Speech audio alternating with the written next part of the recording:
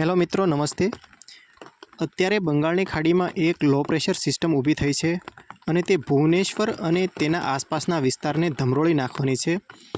તેમાં ભારે પવન સાથે ભારે વરસાદ પડવાની સંભાવના હવામાન વિભાગે કરેલી છે। તેમજ અત્યારે સમગ્ર ગુજરાત રાજ્યમાં જોરદાર ચોમાસાનો માહોલ જામ્યો છે અને રાજ્યના અનેક જિલ્લાને વરસાદ ધમરોળી રહ્યો છે।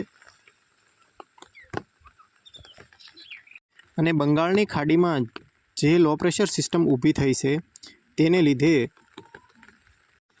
તેની સીધી અસર અરબી સમુદ્રમાં અને ગુજરાત ઉપર થવાની છે, કેમ કે ગુજરાત ઉપર અત્યારે પોરબંદર જામનગરની વચ્ચે અરબી સમુદ્રમાં એક નવી લો પ્રેશર સિસ્ટમ ઊભી થઈ છે, જે પવન અને ભારે વરસાદ થવાની સંભાવના હવામાન વિભાગે કરેલી છે। ઉપરાંત બંગાળની ખાડીમાં જે લો પ્રેશર સિસ્ટમ ઊભી થઈ છે, જે ભારે વરસાદ અને પવન સાથે તાંડવ મચાવવાની છે અને જેની સીધી અસર ગુજરાત ઉપર થવાની છે, કેમ કે ગુજરાત ઉપર જે સિસ્ટમ અત્યારે પ્રોગ્રેસ છે તે વધારે મજબૂત થવાનું છે અને ભારેથી અતિભારે વરસાદ વરસાવવાની સંભાવના હવામાન વિભાગે જાહેર કરેલી છે।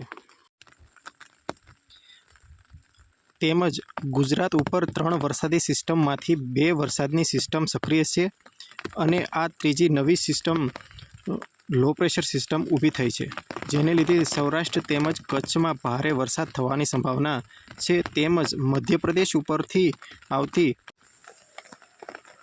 એક વરસાદી સિસ્ટમ જે દક્ષિણ ગુજરાતને ધમરોળી નાખવાની છે। ઉપરાંત તારીખ 22 અને 23થી વેરાવળ અને સુરત વચ્ચે અરબી સમુદ્રમાં એક નવી વરસાદની સિસ્ટમ ઊભી થઈ રહી છે। તે દક્ષિણ ગુજરાત અને સૌરાષ્ટ્રને ધમરોળી નાખવાની છે, એટલે આવનારા 5 દિવસોમાં ગુજરાતમાં સતત ભારેથી અતિ ભારે વરસાદ થવાની સંભાવના હવામાન વિભાગે કરેલી છે। તેમજ આજે તારીખ 19ની શુક્રવારે સાંજે પુષ્ય નક્ષત્ર બેસે છે, એટલે વરસાદ ભૂકા કાઢી નાખવાનો છે, કેમ કે પુનર્વસુ અને પુષ્ય નક્ષત્રો વાદીલા હોય છે અને પુનર્વસુ નક્ષત્ર ઘણું જ વરસ્યું છે, એટલે પુષ્ય નક્ષત્ર પણ તેનાથી વધારે વરસવાનું છે।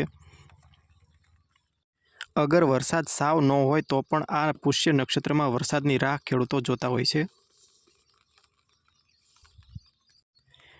અને આ સમયે ગુજરાતના અનેક વિસ્તારમાં વરસાદે ભૂકા કાઢી નાખેલા છે। તેમાં પોરબંદરમાં 14 ઇંચ વરસાદ વરસ્યો છે,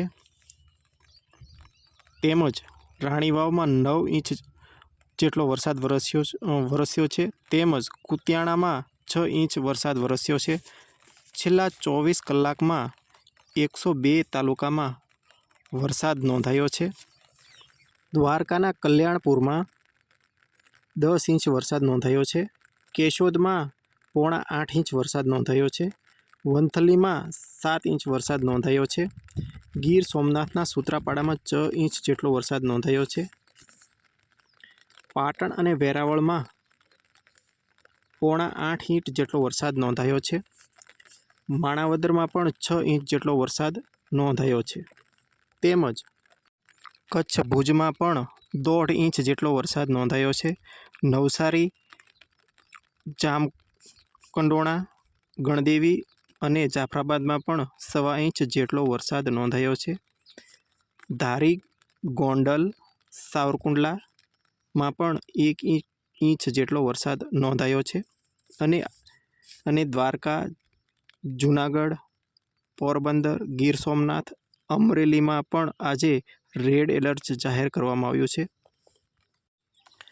ઉપરાંત સુરત, નવસારી, દમણમાં પણ રેડ એલર્ટ જાહેર કરવામાં આવ્યું છે અને રાજકોટ, જામનગર, ભાવનગર અને બોટાદમાં ઓરેન્જ એલર્ટ જાહેર કરવામાં આવ્યું છે।